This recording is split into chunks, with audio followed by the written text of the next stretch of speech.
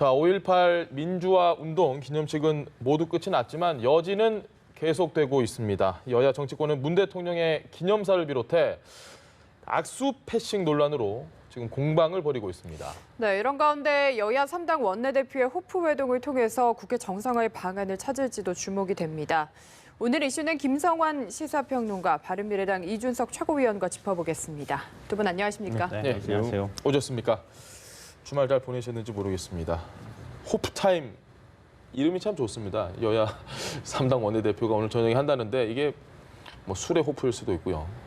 희망을 뜻하는 호프일 수도 있습니다. 네. 어떻게 예상하십니까? 글쎄요, 뭐 첫 상견례 자리라고 해도 과언이 아닌데요. 뭐 이런 자리를 통해서 금방 뭔가 합의하는 성과가 나오기는 좀 어렵지 않을까 싶고요. 네. 그러니까 결국은 그동안에 이제 서로 얼굴도 한번 못 마주친 상황이잖아요. 그러니까 전임 원내대표들 간에는 사실 밥도 한 번 안 먹었다는 소리가 나왔잖아요. 홍영표 원내대표하고 그 전에 이제 김성태 원내대표 같은 네. 경우에는 본인들 스스로가 나는 뭐 투사다, 난 전사다 이렇게 얘기할 정도로 약간 노동동도 같이 하고 네. 뭔가 소통하는 모습들이 보였는데 사실 그때도 사실 솔직히 말씀드리면 소통은 별로 안 됐지만 그래도 싸움에서도 뭔가 하는 모습은 있었는데 예. 나경원 원내대표하고는 진짜 밥 한 번 안 먹었다는 소리가 나올 정도로 서로 간에 소통이 없었는데 최소한 그래도 맥주 한잔 하면은 사람이 뭐 인지상정이라고 서로 간에 서운한 감정이나 이런 거라도 터놓고 얘기하기 시작하면 그 다음에 뭔가 좀 싸울 일이 있더라도 좀 물밑 대화를 하든가 대화하기 좀 낫지 않겠습니까? 그런 측면에서 뭐 자리가 의미 있다고 저는 보입니다. 네. 네. 이제 저 김관영 원내대표 시절에 보면 저희가 회의를 하면은 이제 저희끼리 내밀하게 얘기할 때 있을 때는 네. 뭐 어제 홍영표 원내대표를 목욕탕에 쫓아가서 만났다 이런 얘기를 많이 예, 했었어요. 그러니까 그 말은 뭐냐면은 그 원내대표끼리 긴밀한 이야기를 할 일들이 많고 그럴 때 보통 공간으로 국회 내 목욕탕이나 이런 것들을 썼다고 하는데 예. 나경원 대표는 어쩐 성별이 다르다 보니까 그렇죠. 그런 공간을 마련하기 좀 어렵잖아요. 그러다 보니까 호프라는 어쩌면 뭐 셋 다 공유할 수 있는 그런 형태의 어쨌든 문화 속에서 하려는 것 같은데 저는 뭐 첫 모임에서는 어떤 성과가 나오기 참 어려울 네. 것이다. 왜냐하면 지금 자유한국당에서 주장하는 것이 결국은 패스트트랙 철회라는 것인데 그거 자체는 굉장히 큰 주제입니다. 그렇기 때문에 그것에 대해서는 좀 공감대를 이루기 어려울 것이며 대신 작은 주제들을 좀 많이 열거할 수 있다 그러면은 제 생각에 타협점이 좀 생기지 않을까, 그리고 국회 복귀의 명분이 생기지 않을까 이런 생각을 하는데 우선은 오늘 자리는 아까 김 선생님 말씀한 것처럼 상견례 의미가 아주 클 것이다 이런 생각하고 그 전에 지도부 간에서는 그 상견례 자리마저도 마련되기 어려웠다는 점에 비하면은 예. 아주 진일보한 형태의 모임이 될 것이다 기대하고 무엇보다도 잘 생각해 보시면 지금까지는 저런 자리가 성립되기 어려운 이유 중에 하나가 예. 자유한국당 대 나머지라는 구도를 소위 말하는 5당 연합체에서 4당 연합체에서 만들어놨기 때문이거든요. 패스트트랙 전국에서. 그렇죠. 근데 예. 지금 이제 오신환 원내대표의 당선을 이래 가지고 어쨌든 나경원 원내대표도 어느 정도 저런 이제 3자 구도 하에서는 뭐 오신환 원내대표 편을 들어줄 것은 기대하지 않지만은 예. 지난번처럼 일방적으로 다른 쪽의 편을 들어주는 상황 자체는 우려하지 않을 2대 1은 것이다. 아닐 거다라고. 그런 상황 나경원 속에서는 원내대표가. 확실히 대화의 불꽃가 좀 터질 수 있지 않을까 생각하게 됩니다. 뭐 당장 결과가 나오진 않겠지만 두 분 모두 만남 자체 의미를 갖고 계신 것 같고요. 그런데도 주말에 있었던 5.18 기념식을 두고서는 여진이 계속되고 있습니다. 우선 두 분 어떤 장면을 가장 인상 깊게 보셨는지부터 들어보고 싶거든요. 먼저 평론가님. 네, 뭐 보는 시각에 따라 다 시각은 좀 다르지 않을까 네. 싶은데요. 저는 문재인 대통령 침묵의 19초 꼽고 싶습니다. 대통령이 그동안에 이제 5.18 표면 논란이라든가 아니면 예. 5.18 역사 왜곡에 관한 얘기들이 굉장히 많이 있었는데 문 대통령은 뭐 80년 그때 또 민주화 시위를 하다가 이 경찰에 붙잡혀서 예. 고문을 당하거나 이런 경험이 있거든요.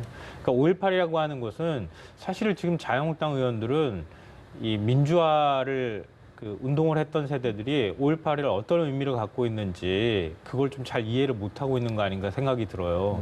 그러니까 저도 80년대 대학 들어가서 예. 그 시기를 겪었지만 5.18 그 날이 오면 예. 당시에는 망월동으로 다 찾아갔어요. 그러니까 지금은 5.18 국립묘지를 있지만 예. 그 이전에는 구묘역인 망월동이 있었습니다. 네. 그 망월동까지 대학생들이 다 찾아가고 전국에서. 예, 전국에서 다 모였고 광주에 찾아갈 때 그 마음이나 이런 것들은 지금하고는 완전히 달랐습니다. 당시에는 공권력이 시퍼렇게 살아 있었고요. 그러니까 그걸 가는 행위 자체가 일정하게 민주화 운동을 하는 사람들에 있어서는 굉장히 신성한 행위 중에 하나였습니다. 그러니까 그랬던 시절을 겪었던 대통령입니다. 그러니까 그 대통령이 그러니까 본인 스스로가 과정을 겪고 예. 5.18 역사를 바로 세워야 되겠다고 생각을 하는데 오히려 본인의 재임 기간 동안에 더 많은 논란이 지금 벌어지고 있는 거잖아요. 그런 면에 있어서 자기의 인생과 삶하고 같은 그런 부분과 비춰봤을 때 너무나 미안하고 죄송한 마음이 들 수 있다. 저는 그 마음이 충분히 이해가 된다고 생각하고요. 그래서 문 대통령이 뭐 독재 발언이나 이런 것들도 같이 나오지 않았나 싶은 생각이 듭니다. 그러니까 사실은 지금 이제 야권에서 그러니까 5.18 문제에 대해서 대처하는 게 잘 이렇게 여권하고 많이 차이가 나고 안 맞는 부분이 바로 그런 거예요. 그러니까 정서상으로도 안 맞고 그 시기를 같이 겪었느냐 겪지 않았느냐의 차이인 거예요. 예. 그러니까 지금 자유한국당 의원들이 볼 때는 뭐 역사 우리도 다 알고 다 겪었어라고 말하지만 그거하고는 굉장히 다른 경험을 갖고 있다는 거예요.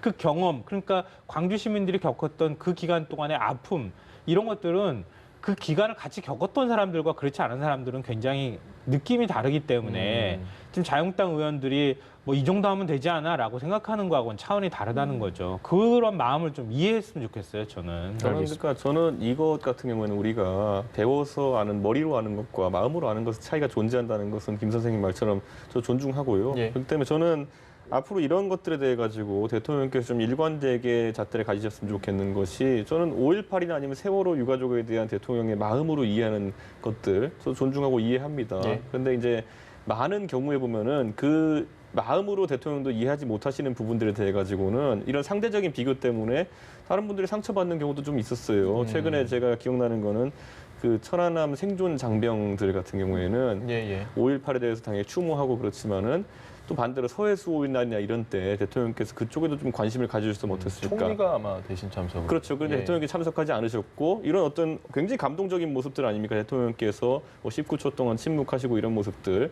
굉장히 대통령이 내면적으로 공감한다는 모습을 보여준 네. 것인데 반대로 뭐 대북 관계에서나 이런 것에서 비춰질 때 봤을 때는 그러면 소위 우리가 보훈이라고 얘기하는 국가를 위해 희생하신 분들 중에서 적어도 어떤 북한과의 대척 관계 속에서 목숨을 잃으신 분들이나 다치신 분들한테는 그 정도까지 예우가 들어가지는 않는 것 같다는 인식을 하는 분들이 있어요. 그러니까 그런 소외감이 발동하지 않도록 제 생각엔 앞으로 이 정부에서는 일관된 어떤 공감대를 형성해 놨으면 좋겠다. 기념식에서 제일 기억에 남는 장면 혹시 어떤? 저는 그 침묵의 시간이 가장 두 분 다 공통되게. 의미가 컸다라는 생각을 하게 되고요. 다만 독재자의 후예라는 발언 자체는 예. 저는 그것이 황교안 대표 또는 자유한국당을 위시해서 지목하지는 않았을 거라 보입니다. 그러니까 전제 조건식이거든요. 그러니까 공감하지 그 독재 후예가 아니라면 이렇게 돼 있기 때문에 저는 자유한국당도 큰 틀에서는 일부 구성원 제외하고는 그렇게 지칭된 것은 아닐 것이다 이렇게 믿고 싶고요. 대신 이제 아까 말했던 것처럼 독재자의 후예에 대해서 가장 강한 이런 반감을 표출하셨단 말이에요. 예. 그럼 아까 제가 말했던 대통령과 약간 다른 공감 지점을 갖고 있는 분들 같은 경우에는 지금 대통령께서 아니 전 세계적으로 전무후무한 3대 세습의 독재자의 후예와 뭔가 해보려고 하는데 이런 기준을 들이대시는 건 아니거든요. 그렇기 때문에 그 발언을 들으면서 앞으로 어쨌든 대북 정책을 펴는 데나 이런 데 있어가지고도 인권의 문제라든지 아니면 이런 거 아닙니까? 반성을 하지 못하는 그 이제 이번에 황교안 대표에게 예. 예를 들어 이정미 대표 같은 경우에는 정의당 이정미 대표 같은 경우는 사이코패스라는 표현을 네. 썼어요. 네. 그 발언의 핵심이 뭐냐면은 자유한국당의 일부 인사들이 과거에 대해 반성하지 못하고 망언을 일삼는데 그것을 징계하지 못하고 바로잡지 못하는 황교안 대표가 사이코패스다 이랬어요. 예. 그럼 저는 동일한 맥락에서 지금까지 뭐 천안함, 금강산 광맥 피살, 뭐 연평도 포격 그리고 크게는 한국 전쟁까지 이런 모든 행위에 대해 가지고 지금의 그 후계자이면서 사과해야 될 위치에 있는 사과할 수도 있는 위치에 있는 사람들 이 지금 북한에서 하지 않았단 말이에요. 그렇다면 그들도 동일하게 사이코패스인데 저는 왜 이런 상황 속에서 차이가 나느냐. 저는 대통령께서 그런 어떤 인권이나 예. 아니면 그런 어떤 사과 반성의 방점을 찍고 그런 어떤 감수성 가지셨다면은 저는 앞으로 그런 분들의 마음도 그런 부분에서 아직까지 사과받지 못한 분들의 마음도 좀 이해해 주시면서 앞으로 갔으면 좋겠다. 오늘은 주제를 5.18 기념식으로 조금 좁혀서 말씀 얘기해 좀 보겠습니다. 드리고 싶었는데요. 그러니까 이런 얘기 나올 때마다 연평해전 얘기도 하고 예. 그다음에 천안함 천안함 얘기도 하고 예. 이제 그렇게 하는 건데 저는 그건 그렇게 바람직해 보이진 않아요. 그러니까 이런 식으로 비교를 하면요. 어떤 정치인도 그 논리적 구조에서 자유로울 사람은 없어요. 당신은 이렇게 물어보잖아요. 예. 어떤 문제에서 대처하면 당신 지난번에 이랬잖아. 이런 식으로 얘기하면 그것 자체가 논점이 흐려지는 거라고 아니요, 생각하고요. 저같이 전두환도 욕하고 북한도 아니요. 욕하면 돼요. 그러니까 5.18 문제는 5.18 문제를 일단 보고요. 예. 남북 관계에서 왜 남북 관계에 있어서 북쪽에 당당하게 대응하지 못하느냐. 그럴 때 그 얘기를 할 때 그럴 때는 그 얘기가 논리적으로 성립될 수 있다고 저는 생각하고요. 저는 뭐 서해수호의 날이나 이럴 때 대통령 참가하셔야 된다고 생각하는 네. 입장이고요. 근데 그거하고 5.18 문제하고 같이 이렇게 비교를 해버리면은 얘가 좀 이상해지니까. 알겠습니다. 정리하시죠. 그 네. 부분은 5.18에 오늘 딱 5.18 기념식으로 국한된 얘기를 해보겠다라고 제가 정리를 하겠습니다. 이재정 대변인이 아까 독재자 후예 발언, 대통령 발언을 대해서 그 말 듣고 심기 불편하다면 스스로 독재자의 후임을 자인하는 꼴이다. 이 이야기엔 동의하십니까? 저는 그렇게 생각해요. 왜냐하면 이건 제 말이 아니고요. 나경원 원내대표가 그 SNS에 글을 올렸어요. 우리 모두 그 5.18에 빚을 지고 있다. 예. 그리고 민주화특별법 우리 당의 전신이 만드는 거다. 이렇게 얘기하고 그 정신 계승하고 있다. 이렇게 얘기를 했거든요. 그럼 5.18 문제에서 그러니까 5.18이 일어난 그 배경도 전두환 독재에 저항하는 과정에서 생겨났던 것이고 그러면서 5.18이 일어난 거고 그것을 우리 그러니까 민주화의 과정으로 인식하고 있는 거 아닙니까? 예. 그럼 자유한국당이 그 정신도 계승하고 그 빚도 지고 있다 그러면은 예를 들면 당내에서 5.18 폭동입니다.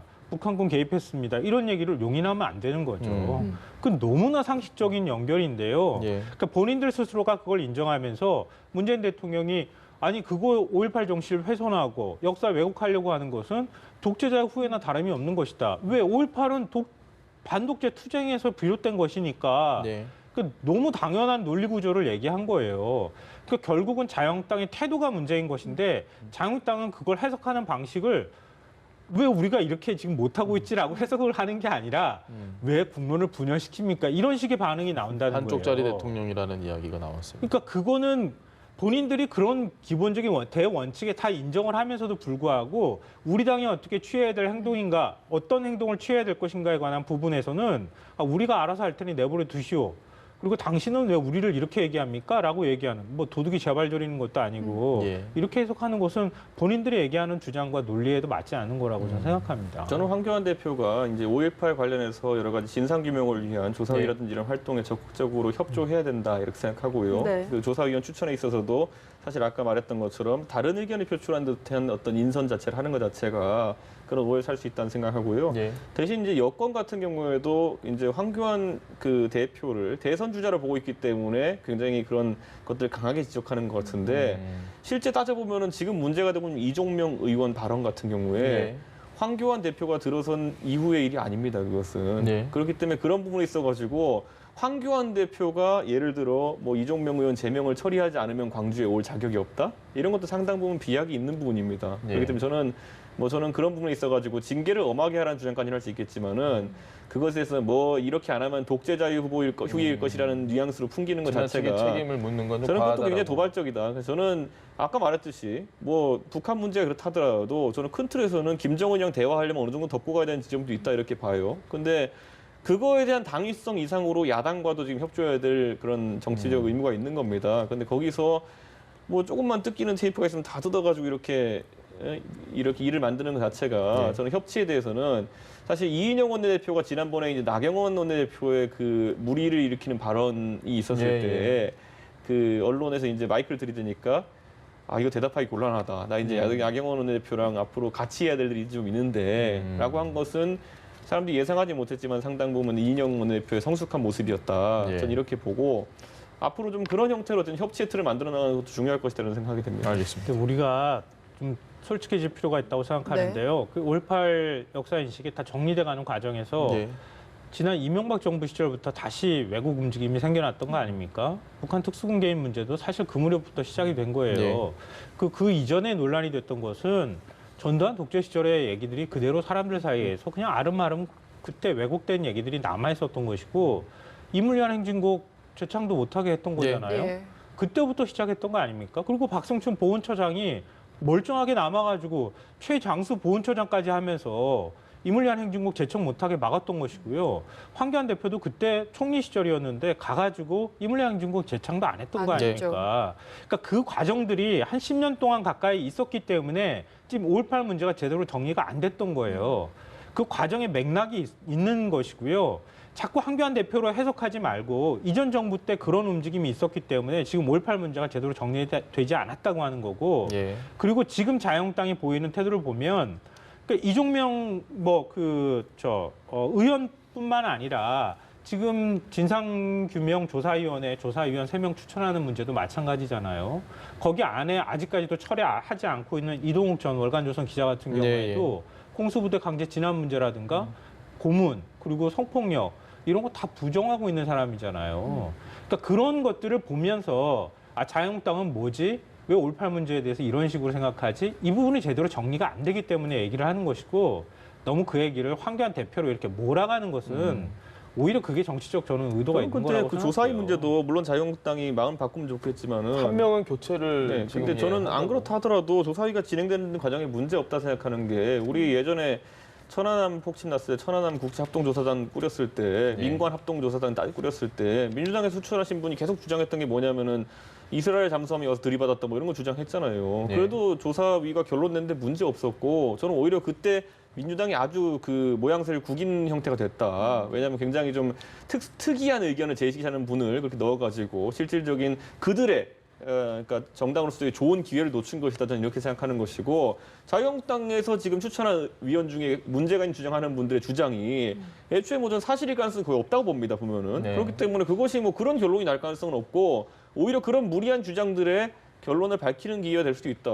이제 더 이상 대한민국에서 천안함이 이스라엘 잠수함에게 폭침당했다고 생각하는 사람은 없잖아요. 저는 5.18도 그렇게 생각하는 저는 이미 5.18에 대해서는 예. 역사의 진실에 대해 가지고는 상당히 규명이 됐고 어떤 식으로 주장을 하든 간에 그렇기 때문에 거기서 갑자기 돌출된 어떤 의견이 나와가지고 예, 예. 그것이 정론이 될 정설이 될 가능성은 거의 없다 이렇게 생각하기 때문에 저는 뭐 거기에 대해서 자유한국당이 물론 그런 어떤 유족들의 마음을 아프게 하는 그런 형태의 추천을 하면 안 되겠지만은 또 이 정도의 틀이 마련됐으면은 그들의 주장이라는 게 얼마나 또 비주류적인 약간은 또 비약적인 주장인들에 대해서도 한번 볼 수 있는 기회를 만드는 건 좋다 생각합니다. 알겠습니다. 여기에 대한 예. 생각은 어떠신가요? 하실 말씀 천안함 있으신 것 같아요. 진상조사 예. 할 때 얘기를 자꾸 하시니까 그런데요. 그때는 정리되지 않은 사실이잖아요. 그러니까 그걸 정리하는 과정에서 서로 다양한 시각을 갖고 있는 사람들이 들어가서 일종의 결론을 이끌어내는 방식이잖아요. 근데 5.18 진상규명조사위원회 같은 경우에는 이미 사법적 판단도 다 끝난 거예요. 예. 끝난 건데 제대로 진상조사가 이루어지지 못해서 추가로 제기되는 의혹들에 대해서 그걸 어떻게 조사할 것인가. 예를 들면 성폭력 문제라든가 이런 것들, 또 헬기 기총소사에 관한 문제도 네. 그렇고요. 예. 그리고 지금 뭐 이번에 계속 요즘에 이제 의혹 제기가 되는 것처럼 전두환 실제로 와서 사살 명령을 내렸는지부터 시작해서 예. 네. 그런 규명이 되거나 사법적 판단이 다 끝나지 않은 문제를 조사하는 것을 얘기하는 것인데 지금 들어와 있는 조사위원 같은 경우에는 5.18 자체를 부정하는 사람들인 거예요. 이런 사람들이 들어와서 같이 논쟁을 하기 시작하면요. 이거 진상규명 제대로 안 되는 거예요. 알겠습니다. 그러니까 이거 예전에 세월호 진상조사위원회하고 뭐가 다르겠어요. 저는 진심으로 그렇게 하면 안 된다는 거죠. 정당에 추천할 위원 정도면은 이스라엘 잠수함이 서해 해역에 잠입했다는 생각을 하는 것 자체가 저는 그것도 네. 웃긴 상황이라 생각하기 때문에 뭐 제가 말하는 겁니다. 그 정도로 제가 봤을 땐 지금 아마 그분들이 그러니까 새로 이제 자유한국당에 추천한 위원들이 다소 이제 허무맹랑하다고 생각할 수 있는 주장들까지 할 겁니다. 근데 제가 봤을 때는 대세에 큰 지장이 없을 거라 봅니다. 알겠습니다. 그리고 기념식 관련해서 논란이 하나 더 불거진 게 있죠. 이 부분도 좀 짚어봐야 될 것 같은데 기념식에서 김정숙 여사가 황교안 대표와 악수를 하지 않았다고 한국당 대변인이 문제를 강하게 제기를 했습니다. 여기에 대해서 민주당 수석 대변인도 발언을 했거든요. 이 발언 우선 듣고 저희가 입장 들어보겠습니다. 5.18 민주화운동 기념식을 두고 자유한국당의 적반하장식 억지 시비 걸기 행태가 점입가경입니다. 참 못났다는 말밖에 할 말이 없습니다. 어쩌다가 악수 한 번 못하고 지나간 것을 생트집 잡아 불필요한 갈등만 만들어내려 혈안이 되어 있으니 이럴 거면 대체 5.18 민주화운동 기념식엔 왜 갔는지 의문입니다. 자, 홍익표 수석 대변인 말은 그런 걸로 이렇게 또 트집을 잡느냐라고 정리를 하면 될 것 같습니다. 그러니까 자유한국당 입장에서 자유한국당 대변인이라고 제가 가정하고 말씀드리면요. 예. 서운할 수 있죠. 예. 아니 왜 우리 대표는 악수 안 하고 가십니까? 예. 좀 그래도 눈도 마주치고 악수도 하고 그렇게 하면 좋지 않습니까? 건너뛰고 왜 네. 하느냐. 근데 표현이 저게 뭡니까 대변인이. 김정은 국무위원장한테는 공손하게 악수하고 비교를 했죠. 예. 그걸 왜 비교합니까? 김정은 국무위원장하고 지금 5.18 문제 얘기 나올 때 야당 대표하고 왜 비교를 하는지 저는 이해를 못 하겠고요. 예. 그런 비교를 하는 방식, 표현하는 방식이 저는 너무 잘못됐다고 생각해요. 그리고 빤히 쳐다보고 지나갔다? 진짜 빤히 쳐다보고 지나가는지 안 지나갔는지 제가 좀 동영상 확인해 보고 싶은데 지금 예. 확인할 방법이 별로 없네요. 그러니까 그런 식인 거예요. 그러니까 이런 영부인을 대하거나 영부인에 대해서 표현할 때 왜 그렇게 하시지 않았습니까? 그냥 서운했다라고 얘기를 하는 게 이렇게 나을 해도 뻔했다. 충분히 얘기할 수 있는 것을 김정은과 비교하죠. 빤히 쳐다봤다고 얘기하죠. 그리고 유시민 이사장이 시킨 대로 행동한 것처럼 얘기한단 말이에요. 네. 이건 일종의 모욕주기에 가까운 거잖아요. 꼭 이렇게 표현해야 됩니까? 근데 뭐 진짜 의전상에 그럴 가능성도 있는 거고요. 아니면은 제가 김정숙 여사 마음에 들어가 보지를 못했으니 네. 뭐라고 말하지는 못하겠지만 네. 그렇다 하더라도 최소한 추정하고 비판할 수 있는 정도에서 문제 제기를 해라. 그렇지 않고 하고 나니 오히려 그런 걸 거예요. 이렇게 그 자유한국당 대변인이 민국 대변인이 요즘 말이 굉장히 거칠어지던데 그렇게 표현하잖아요. 그러면은 극우 유튜브 사이트나 그 보수당 지지층 사이에서는 그럴 거예요.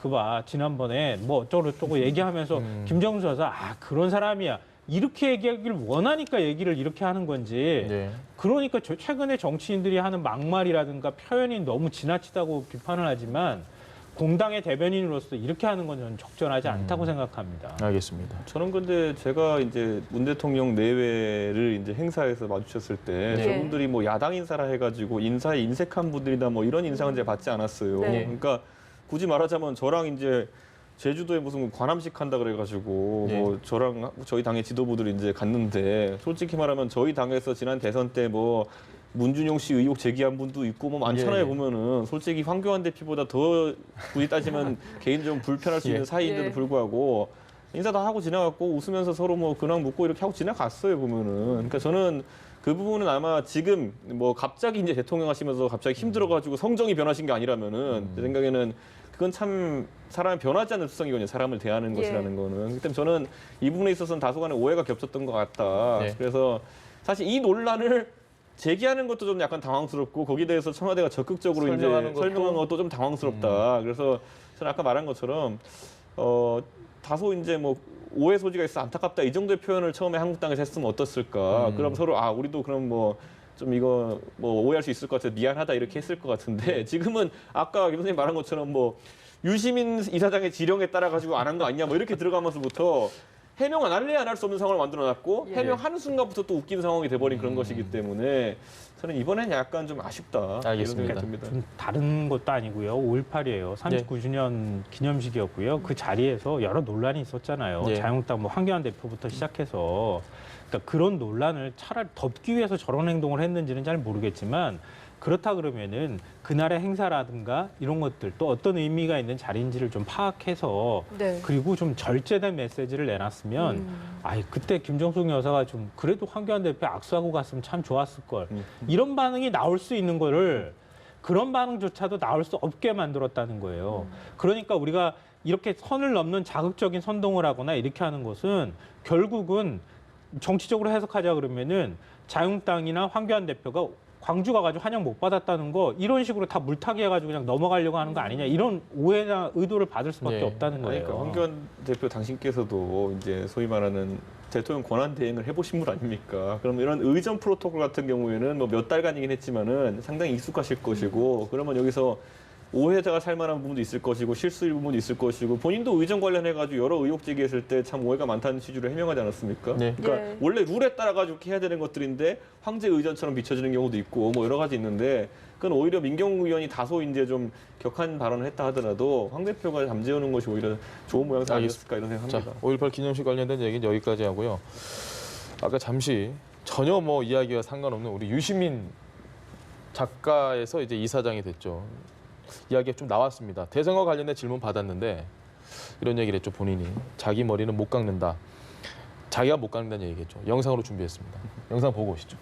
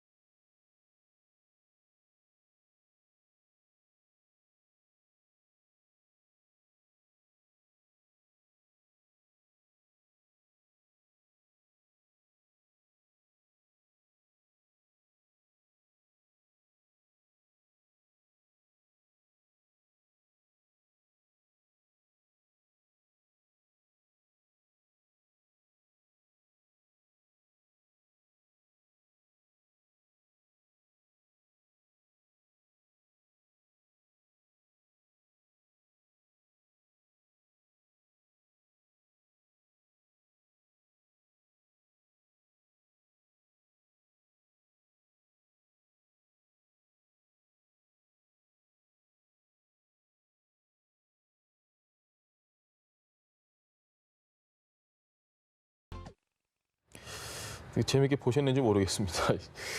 저 영상에서 나온 걸 보면 지난해 10월 15일입니다. 그때 노무현 재단 이사장으로 취임할 때 했던 얘기와 처음에 소개해드렸던 그 얘기는 조금은 뉘앙스가 분명히 바뀐 것 같습니다. 이 정치에 네. 나오겠다. 언론에서는요 기사거리를 찾으려고 하니까 자꾸 멘트 저거를 따가지고 예. 이제 뭐 태도가 변한 거 아니냐 이렇게 얘기하는데요. 방금 전에도 이제 그 앞에 질문이 뭐였는지 예. 나오잖아요. 예. 그러니까 맥락으로 보면요 계속 말을 피해 다니면서 도망 다니고 난 안 할 거야 안 할 거야 안 하는데 왜 자꾸 물어봐 이렇게 얘기해요. 돌려 대답한 거다. 예, 예. 그러니까 그렇게 얘기하는데 지금 방금 전에 유시민 이사장도 얘기하는 것처럼 내 앞날은 내 뜻대로 안 되지만 내가 안 하는 건 내 뜻대로 할 수 있다. 내가 하고 싶은 거 못 할 수 있잖아요. 네. 근데 안 하는 건 내가 안 할 수 있는 자유가 있다. 네. 그러면서 그걸 비유적으로 표현하려고 뭐 자기 머리를 못 깎는다 이런 식으로 이제 뒤에 붙이다가 보니까 이 앞뒤가 좀 잘 안 맞는 얘기처럼 들리니까 네. 태도가 좀 변한 것처럼 보일 것이다 이렇게 생각하는데요. 전 뭐 저렇게 양영철 민주연구원장이 대놓고 저렇게 얘기할 정도면은 계속 밀 것 같다. 계속 나가라고 계속 등 떠밀 것 같다 이렇게 생각이 되거든요. 네. 근데 얼마만큼 등 떠밀어 가지고 나갈지는 잘 모르겠지만 유시민 이사장의 태도는 저는 뭐 아직까지는 현재까지는 바뀐 게 없어 보여요. 오늘 이번 이제 그 대화 나눌 때 내용을 봐도 근데 뭐 항상 얘기하는 것처럼 가능성을 가지고 정치인에 대해서 밀려 가다 보면 문재인 대통령도 정치 안 한다 그러는데 대통령 됐는데 예. 유시민 이사장이라고 해서 뭐 안 되라는 법 있느냐 이렇게 물어보면은 할 말이 없잖아요. 사람의 말이 그렇게 딱 잘라서 안 된다라고 할 수도 없는 거고. 아니 안 된다고 지금 얘기를 하는데 그 안 된다는 게 안 됩니다 이렇게 얘기를 하고 있는 거잖아요. 예. 그래서 사실 이걸 어디까지 제가 말씀드릴 수 있는지는 잘 모르겠지만 그래도 뭐 본인은 싫지는 않을 것 같아요. 다른 해석이 있을 수도 있습니다. 네. 지금까지 나온 모든 발언을 종합해가지고 하고 싶은 게 뭔지를 종합해 보면요. 예. 선대위원장 또는 공심위원장이에요.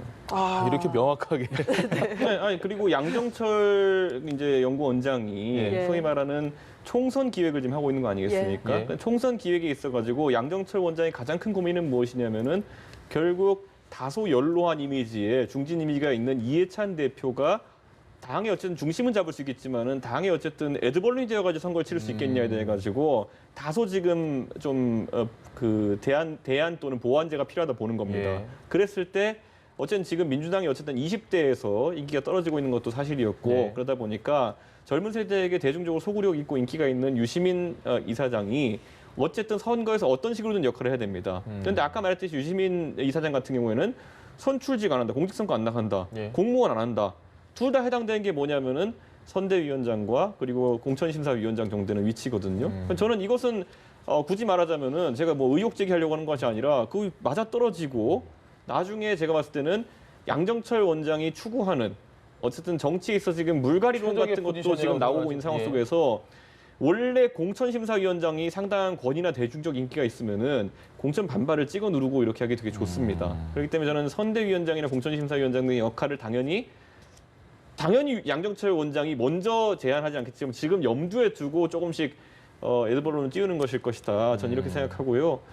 유시민 이사장 같은 경우에는 대한민국에서 또는 전 세계적으로도 유례가 없이 정치 관련 재단으로 규모가 큰 어쨌든 정치 사관학교 성격이 되어버린 노무현재단의 이사장이 됐습니다. 그렇기 때문에 어떻게든지 정치와 본인의 역할을 구분할 수는 없을 것이다. 이렇게 생각하고 최대한 유시민 이사장의 본인이 했던 발언들의 선의를 다 이렇게 조합해 보자면은 그런 어떤 선거 내에서의 선거직 역할들이 아마 가능성이 있어 보인다. 이런 생각하고 또 한 가지 또 이제 제 생각이 들었던 건 뭐냐면은 유시민 이사장이 공교롭게도 이제 민주당과 정의당 양쪽에 조금씩의 자신의 기반을 두고 있습니다. 예. 그렇기 때문에 총선 과정에서 그것을 이어낼 수 있는 가교 역할 등 실제로 유시민 이사장이 하겠다는 역할보다 할 수 있는 역할이 굉장히 많기 때문에 지금 양정철 원장 입장에서는 그 가능성들을 죽이면 안 되는 겁니다. 지금. 어떤 식으로든. 예, 그러니까 나중에 그 역할이 예를 들어 뭐 3루수든 2루수든 1루수든 저 선수는 어디든지 갖다 놔도 야구 이야기를. 기본 이상의 수비를 할 수 있는 사람이다라는 생각을 하는 거죠. 전천후네요, 그러니. 원래 1루수만 좀 다르고요. 예. 1루수는 왜냐면 공을 받는 위치고 2루수, 유격수, 3루수는요. 잡으면 다 왼쪽으로 던지는 역할이에요. 그거는 거의 다 공유합니다. 그래서 우리가 보통 말하는 전천후 유격수라고 하는 그런 포지션, 전천후 수비수라는 포지션이 있는 이유가 뭐냐면은 예. 던지는 거리가 좀 다른 거지 무조건 왼쪽으로 던지면 됩니다. 그 사람들은. 아니 뭐 그 본인이 선출직 안 하겠다고 하는 얘기를 하는 건 대권 출마 안 하겠다고 하는 거니까 네. 예. 국회의원 뭐 공직도 안 하겠다는 거 하는 거고요. 그 외에 본인이 하고 있는 활동이 정치 활동을 하는 거니까요. 예. 그리고 지금 뭐 공심위원장이든 뭐든 뭐 그렇게 할 수 있는 것을 본인이 역할을 한다고 하는 것이 그게 뭐 그러니까 할것 같죠, 왠지. 잘못될 그거는 아니고요. 네. 뭐 지난번에 우리 얘기할 때는 대선 출마한다고 자꾸 얘기했었잖아요. 그것도 할 가능성이 있다 저 봅니다. 왜냐면요, 그 총선에서 역할에서 만약에 유시민 이사장이 뭐 물갈이라든지 아니면 특수한 역할을 해가지고 만약에 잘 성공시키잖아요. 예. 네. 그럼 누가 시키지 않아도 당연히 대선주자 반면에 또 올라갑니다. 근데 저는 뭐 맨 처음부터 말씀드렸지만 유시민 이사장은 굉장히 좋아하는 대중 정치인으로, 그러니까 꼭 공직에 나가고 이런 걸 떠나서 그렇게 일종의 진보 개혁 진영 안에서 뭔가 여론을 만들어갈 수 있는 사람, 그런 사람으로 남아도 굉장히 행복한 위치다. 그러니까 굳이 공직에 다시 나가서 공직에 나갔을 때는 또 다르거든요. 평가받는 게. 근데 유시민 이사장은 공직에 나가서 평가받을 때는 지난번에 제가 말씀드렸나요? 좀 박혔어요, 평가가. 그렇죠. 예. 근데 차라리 지금이 호불호가 훨씬 더- 강했습니다. 네. 그때. 지금에 있는 자리가 훨씬 나을 수도 있다. 그건 또 누군가가 나가서 할 수 있는 일이니까요. 예. 그러니까 본인도 아마 그런 방향을 추구하고 있는 거 아닌가 싶어요. 저는. 알겠습니다. 조국 청와대 수석 얘기 안 할 수 없습니다. 페이스북을 통해서 지금 여러 가지 메시지를 던지고 있는데 사람 되기 힘들어도 괴물은 되지 말자. 5.18 관련돼서 이런 얘기가 나왔습니다. 이 이야기에 대해서는 어떻게 보세요? 이 영화에 지금 나온 대사거든요. 홍상수 감독 영화에 나온 대사. 그러니까 근데 그 괴물이 누군지가 자꾸 이제 모호해지는데 네. 여기 허수아기 때리라고 하는 그런 어떤 전술인지 사실 대한민국의 5.18 자체에 대해서 부정하는 공인이나 이런 사람들 자체가 괴물들이라고 이제 볼 수 있을 정도 많은 것인지. 왜냐하면 사실 우리가 전화 여론조사를 돌려봐도 독도는 우리 땅이라고 답하는 사람이 꼭 100%가 나오는 건 아니에요. 네. 근데 그 예를 들어 한 1, 2%의 특이한 답변하는 사람들 쫓아다녀가지고 저희가 괴물을 잡자 이러면 그때부터 이상한 이야기가 되는 거거든요. 그러니까 저는 이제 이 5.18에 대해 가지고 생각보다 조국 그 전 수석 같은 경우에는 지금 우리 사회에서 현 수석입니다. 네. 현 수석이구나. 현 수석 같은 경우에는 예. 그 다른 의견을 갖고 있는 사람이 많다라고 이제 인지하는 것 같거든요. 예. 근데 저는 보수 정당 계열에서 계속 활동해왔지만 그 안에서도 그렇게 많지 않습니다. 가장 대표적으로 김무성 대표를 위시한 이제 예. 소위 말하는 민주계 같은 경우에는 5.18에 대해서는 어쨌든 굉장히 어쨌든 본인들이 어쨌든 그 해결의 물꼬를 조금 텄다는 것에 대해서 자부심도 가지고 있고 그래서 계승해서 정치를 해오고 있기 때문에 당연히 그런 세력이 주축되어서 정치를 해왔던 바른미래당 내 보수 세력 같은 경우도 비슷한 인지를 하고 있고 저는 앞으로도 오히려 그 소위 말하는 아주 소수 의견을 추종하는 사람들 같은 경우에는 유튜브에서나 볼 수 있을 것이다 이제 그 정도면 정리가 되어가는 건 극히 아닌가 일부라고 예, 생각하시는 저는 이렇게 거죠? 생각합니다. 조국 수석이 SNS 활동을 줄이겠다고 했는데 네. 계속 이어지는 것 같습니다. 이 부분은 어떻게 보시나요? 근데 지금까지 쓴 것들 이렇게 보면요, 자기의 업무의 어떤 범위 내에 있는 것들, 예를 들면 검경 수사권 조정이나 이런 부분에 대해서 의견 표명을 하는 것으로 보이고요. 그리고 괴물이 되지 말자 이런 표현은 제가 알기로는 지금 어디 그래서 제가 봤는지는 기억 안 나지만 그 인용한 영화에 거예요. 나오는. 예, 인용한 거예요. 네. 자기가 만들어낸 얘기는 아니고요. 그러니까 앞서 말씀드렸던 것처럼 5.18 문제에 대한 일종의 본인들이 겪어왔던 시절의 얘기들에서 볼 때 용서가 잘 안 되는 거죠. 5.18 망언이라든가 이런 부분들이. 그러니까 그런 것에 대해서는 좀 심정적으로 이해를 해줄 필요가 있지 않을까. 이걸 굳이 예를 들어서 정치에 나가기 위해서 이렇게 글을 쓰는 거다 이렇게 하는 것은 조금 거리가 있는 것을 너무 지나치게 연결하는 거 아닌가 하는 생각이 듭니다. 아니 저는요 SNS 누구든지 뭘 많이 해도 상관없다 생각해요. 트럼프 보세요 중독이잖아요. 그래서 아무 예. 상관없어요. 본인이 거기에 책임만 질 수 있으면 된다 이런 생각합니다. 알겠습니다. 네, 알겠습니다. 김성환 시사평론가, 바른미래당 이준석 최고위원이었습니다. 말씀 감사합니다. 네, 고맙습니다.